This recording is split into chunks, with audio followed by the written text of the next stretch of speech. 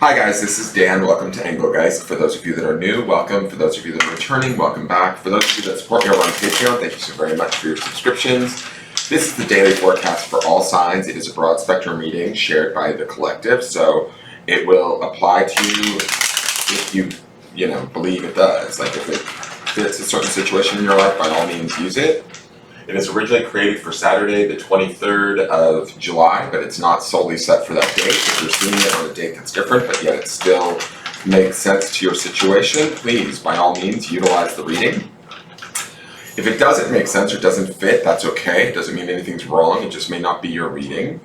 If you're new, please check out the drop-down menu underneath any of the daily videos. In there is housekeeping rules, what decks I'm using, how to contact me for a private reading, and ways to support the channel.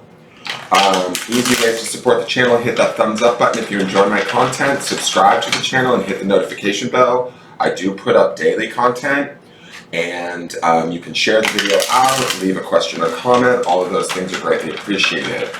So let's see what's going on with these cards. We are ending out the week. It's been a little bit of an interesting set of readings. These decks have been really sort of interesting.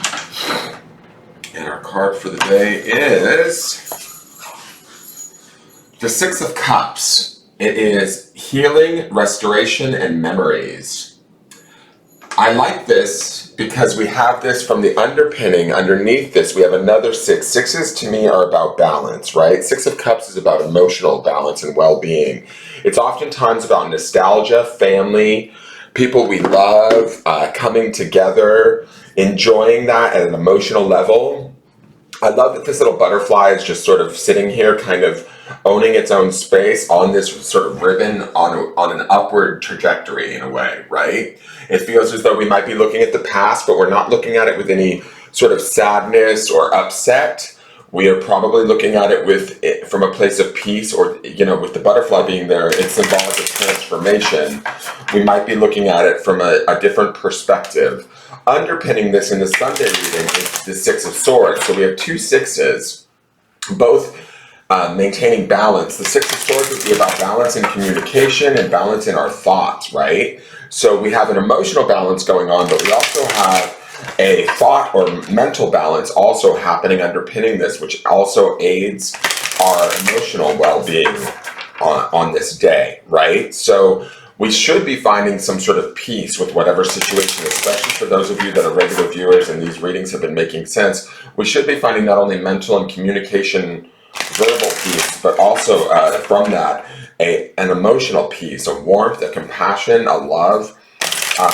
Even if it's just within ourselves, for ourselves, enjoy it, take it, and utilize it, right? That, it's sort of like, to me, it feels like a gift in a way. These sixes want to bring us to that place of balance and happiness or contentment, peace, rather than struggle or strife or arguing or any of that, right? So take this energy and kind of use it for your own restoration, for your own, calming in a way. So it should be a beautiful day, or at least a day where we can shift into emotional well-being and mental well-being as we move forward through the day. So let's look at the White Light Oracle and see what card comes out there. We have the Alpha of Alcyone, 24, which is also a 6. So we have Satan number, 666. I love how the butterfly to me is looking upward and towards the past, but at peace and is sort of centered in the now, looking to ways of growing beyond it. The Alpha of Alcyone, she's looking up and to the future, right? I love how her hair is sort of swirling around her. To me, that's sort of indicative of this ribbon kind of rippling up. There's a way up and out of this. When we see, again, this card being numerologically a 6, it represents that there should be more balance coming in to this situation, or balance is at least our perspective or our focus as we move through this day. So let me read to you the story for her. A positive twist of fate and a windfall of good fortune are destined for you. Brightness and hope will alleviate negativity and give you the strength to find your way through a time of adversity or challenge. Finally, you will experience peace, love, and deep connection with your true self and the universe. Good things are on their way to you. The brightest star in the Pleiades star system, Alcyone, holds the frequency of love, the sacred feminine healing power of compassion, and the grace of mercy.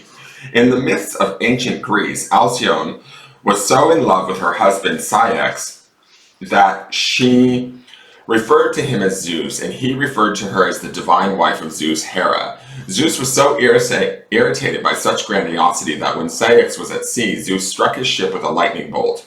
In her grief, Alcyone threw herself into the sea. Moved by mercy, the gods transformed the lovers into kingfishers.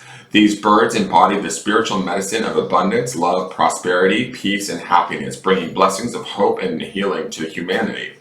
The Halcyon days take their name from the goddess turned kingfisher. They are the 7 days on either side of the shortest day of the year, the winter solstice. During this time, there are said to be no storms, only peaceful weather. Legend has it that the god of the winds calms all storms during this period so Alcyone can nest safely. The term now symbolizes a period of luminous grace amidst a challenging time, during which one can rest in tranquility. It is also an omen of more peaceful days of love and prosperity ahead. Alcyone is the goddess of grace and mercy, especially in the face of heart-wrenching loss. She reassures us that we will find a way through and that there is comfort for us when we need it, even if further work needs to be done before we can be fully released into a new era of happiness. When Alpha of Alcyone makes an appearance, we are near to the deepest, darkest phase of our suffering and can trust that we are already beginning to emerge on the other side. Alpha brainwaves are deep, calming waves. They are what we experience when daydreaming or slipping into peaceful relaxation or meditation. In the alpha state, imagination and intuition are heightened.